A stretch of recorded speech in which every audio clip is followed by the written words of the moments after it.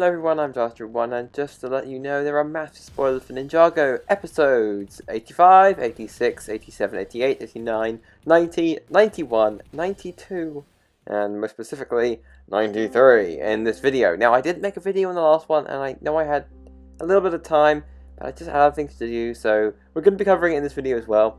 But these episodes were good.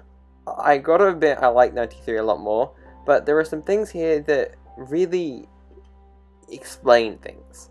Now, Mistake's form is very interesting, and obviously I expected it to look like an Oni, but it does raise some questions, and as we saw in the next episode, they definitely have dragon blood. Now, this is something I'm not really sure about. They look human. Garmadon, it was specifically that he said that she was a full-blooded Oni, and made to seem that because he wasn't strong or something. But the thing is, they look more human than they do dragon.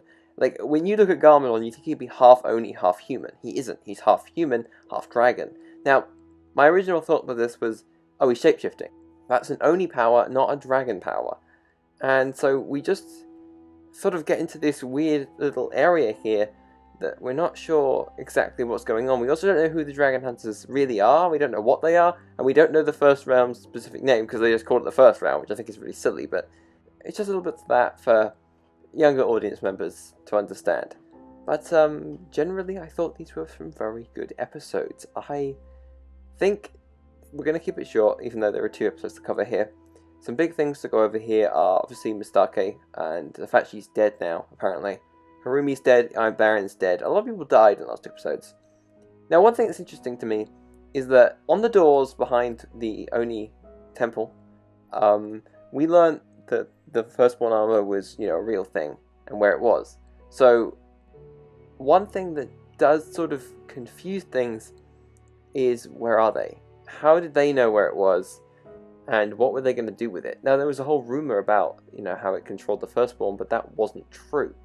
So, what exactly, how do the Oni know about it? And is that what they went to go get? Is that where they all died? They fought one dragon and lost? There are a lot of things that don't add up at the moment, but I've got to say that this episode was very nostalgic for me. I think Braggy's episodes have been incredibly good. And it's not just like the Hagemans, I just think that they are focusing on other things now. And I'm very pleased that they decided to bring a different writer on board. It really adds something different. I do kind of wish that they'd all sort of collaborated on every episode, rather than just having one writer do one episode, then another episode. But I think that if they'd all pulled their ideas together, I'm sure they did a little bit, but if every episode was a bit more of a collaboration, and there are probably personal reasons, there are probably reasons as to why they've got a new writer on. If they managed to meld the style, I think these episodes would have been beyond even possession in tournament.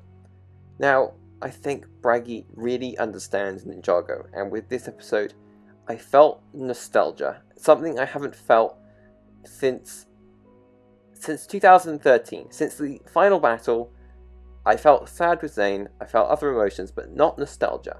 Nothing really resonated like the original days for me since the final battle. And to have this here now is a brilliant feeling. It's great. 7 years we've had Ninjago, and with this, we know we've got an idea of what's coming next, and I'm very pleased for this. I do think it had issues, and I probably will be digging quite deep into my full season review, but just to say, I think these episodes were very good, and I think we should all be pleased that Ninjago is getting back on its feet. That's all I gotta say. See you guys next video. Bye.